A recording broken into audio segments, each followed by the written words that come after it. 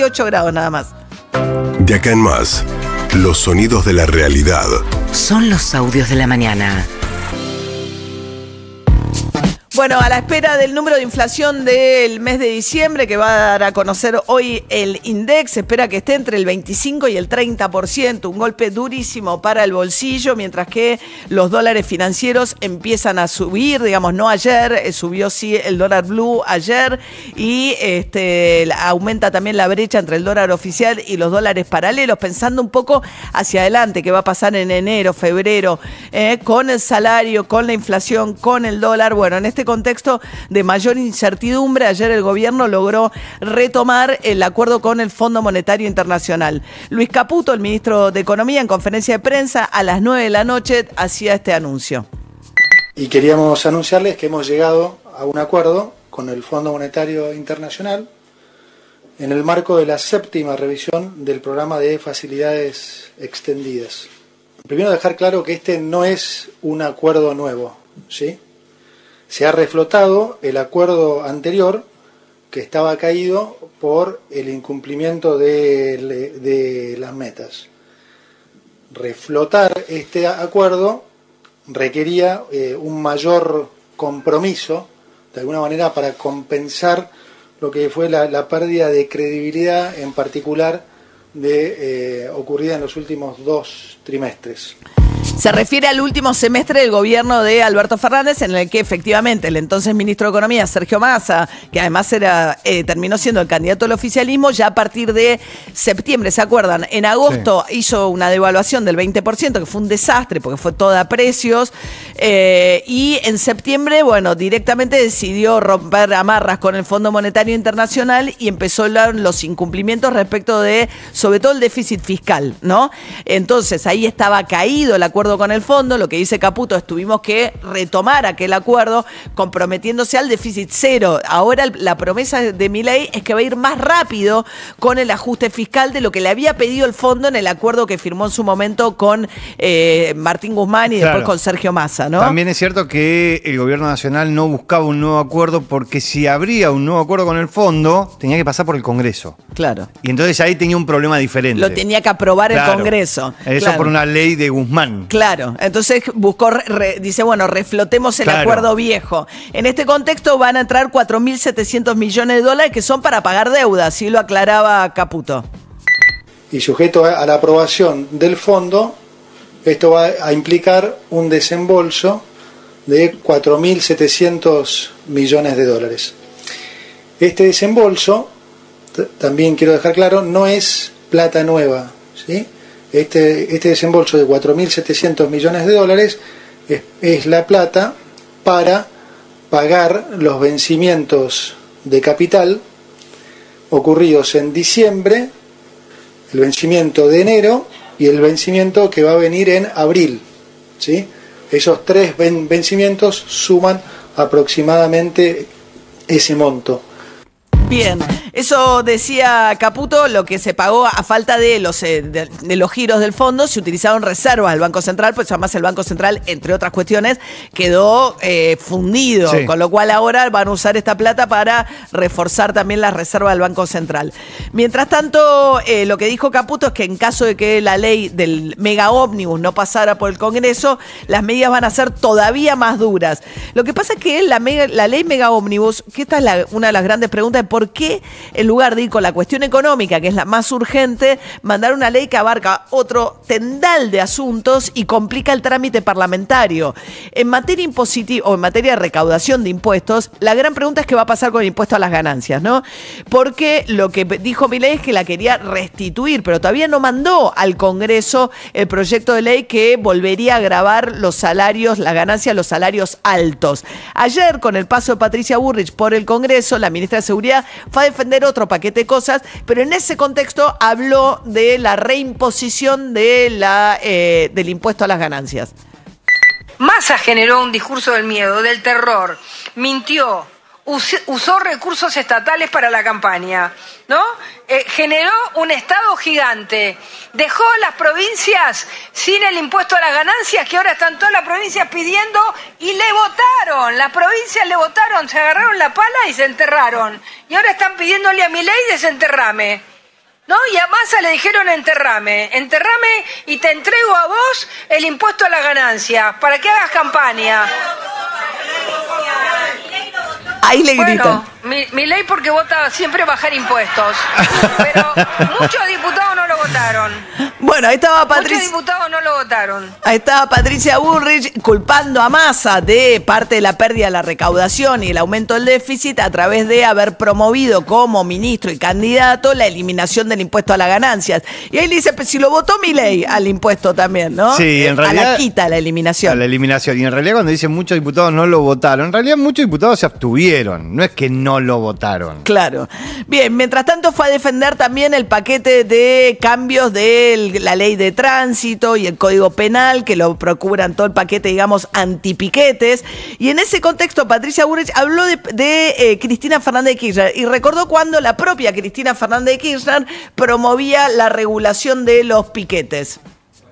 También tengo una anécdota para contarle, diputado Molé, que fue que, no recuerdo si fue en el 2014, yo era diputada nacional, y vino la doctora presidenta de la Nación, Cristina Fernández de Kirchner, al Congreso y dijo, de una vez por todas tenemos que organizar los piquetes, no puede ser que el país esté tomado, y yo la aplaudí. Fue como raro que la aplaudiera, pero la aplaudí. Me acuerdo que fuimos 2 o 3 la que la aplaudimos porque habíamos entendido que en ese momento quien era oficialismo había comprendido que el país necesitaba ordenarse. Bien, eso dice Patricia Bullrich. Y en efecto, Cristina Fernández de Kirchner en el año 2014 había dicho algo, lo que refiere Patricia Bullrich. Todo el mundo tiene derecho a protestar, pero no cortando las calles, impidiendo que la gente vaya a trabajar y no complicándole la vida al otro. Creo que vamos a tener que legislar sobre una norma de respeto y convivencia urbana donde todo el mundo proteste. Miren, no pretendo que sea como en Estados Unidos. Vamos a tener nosotros que legislar y la justicia fundamentalmente actuar ante estos casos porque no podemos solos organizar las cosas.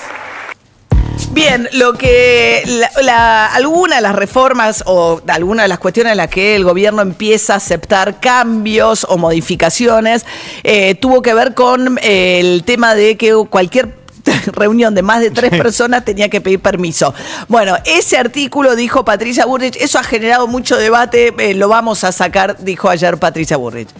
Para facilitar la discusión, y como en realidad 3 o más, 1, 5, 10, 20, da lo mismo, y además generó esta confusión, les vengo a decir que es nuestro objetivo retirar ese artículo directamente porque está suficientemente explicado en otros artículos y no necesitamos plantear que en la ley de tránsito podemos plantear 3, porque también una persona podría cortar un puente interjurisdiccional.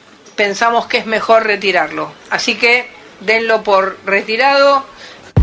Denlo por retirado, dijo Patricia Bullrich, que tuvo un furcio respecto del gatillo fácil. Ella estaba hablando, porque esa ley lo que prevé también es extender el concepto de lo que es legítima defensa para las fuerzas de seguridad. De manera tal que muchos dicen, cubre tanto lo que sería legítima defensa que termina siendo una cobertura legal para el gatillo fácil. Hay un montón de normas que lo que hacen es limitar al máximo posible el uso de las armas de fuego por parte de las fuerzas de seguridad porque tienen el monopolio. Entonces se supone que la tienen que usar con mayor prudencia y que los demás en realidad no deberían usarlas. Pero las modificaciones, los diputados lo que le reprochaban a Patricia Bullrich es esto lo que hace es legitimar el gatillo fácil. Bueno, en ese contexto Patricia Bullrich tuvo esta frase. El gatillo fácil es un delito, como es un delito el que comete un delincuente. El gatillo fácil es un policía transformado en delincuente. Así que no estamos evaluando eso, estamos evaluando... gatillo feliz, ¿no? Deslizó. Rarísima el furcio. Uno muchas veces comete un furcio porque se le escapa o lo asocia con algo, ¿no? Bueno, mientras tanto, Guillermo Francos también expuso detrás de Patricia Bullrich, el ministro del Interior. Quedó claro que la reforma del sistema electoral, el gobierno que pretende eliminar las PASO, ir a un sistema de boleta única que se está discutiendo en el Senado y adicionalmente cambiar profundamente el sistema electoral, que en lugar de que cada provincia elija una X cantidad de diputados, dividir a las provincias por ¿cómo se llama? Uninominal. Por distritos, y que cada distrito elija un solo diputado. Sí. O sea, como si nosotros en 4 barrios de la capital eligiéramos un solo diputado distinto al que se va a votar en la zona sur de la Ciudad de Buenos Aires, por ejemplo. Bueno, ese sistema uninominal, que es un sistema que además dejaría con muchísimos menos diputados a gran parte del país y significaría mucho más diputados, sobre todo para el conurbano de la provincia de Buenos Aires, no lo apoyan ni los libertarios. O sea, los libertarios de Tierra del Fuego le dijeron de ninguna manera pasa esto. Bueno, en ese contexto Guillermo Francos aceptó prácticamente, si uno lee la presentación de Guillermo Francos, que esa reforma no va a pasar por el Congreso, pero sí defendió 2 cosas: la eliminación de las PASO, y lo otro que defendió es el tema del financiamiento. Dentro del financiamiento de la política, los libertarios quieren bajarle el aporte estatal y permitir aportes ilimitados del sector privado. Muchos dicen no. Ahora, lo que dijo Guillermo Francos, digo, hablemos con la verdad. De esta manera, decía Guillermo Francos, hablaba del financiamiento de la política. Quiero decirles que nosotros no tocamos absolutamente nada de lo que establece la ley de financiamiento político con respecto a las limitaciones. Siguen exactamente las mismas limitaciones. O sea, el riesgo de que sectores, el narcotráfico, de las asociaciones criminales aporten a una campaña electoral es el mismo en el sistema anterior que en el sistema actual. Sí, o sea, no hay cambios ahí. Lo único que hicimos fue eliminar el monto. Bueno, lo que él dice es, hay aportes y tiene un muy buen momento, dice el financiamiento de una parte que se declara y otra que nadie sabe. Es muy es verdad, lo que está diciendo es la verdad. Todas las campañas, no digo todas porque quizás la izquierda no, Lilita Garrido ha sido muy cuidadosa con esto en la coalición cívica, pero manejan guita de plata en negro de aportes empresariales. Entonces lo que él está diciendo es, si eso ya existe, dice, ¿no? La plata en negro, bueno, ¿no? Claro, pero la opción no sería, bueno, blanqueemos esa plata, la opción sería que no exista. Sí, la opción sería hagamos controles más eficaces para que eso no pase. Bueno, mientras tanto se cruzó con Nicolás del Caño, Guillermo Francos, en el día de ayer. Hubo un par de cruces picantes. Pero lo escuché atentamente, no es la primera vez que lo escucho usted haciendo este tipo de juicios. Tampoco creo que usted sea representante de la clase trabajadora, quiero decirle, porque los votos que usted tiene no comprende a todos los trabajadores de la Argentina.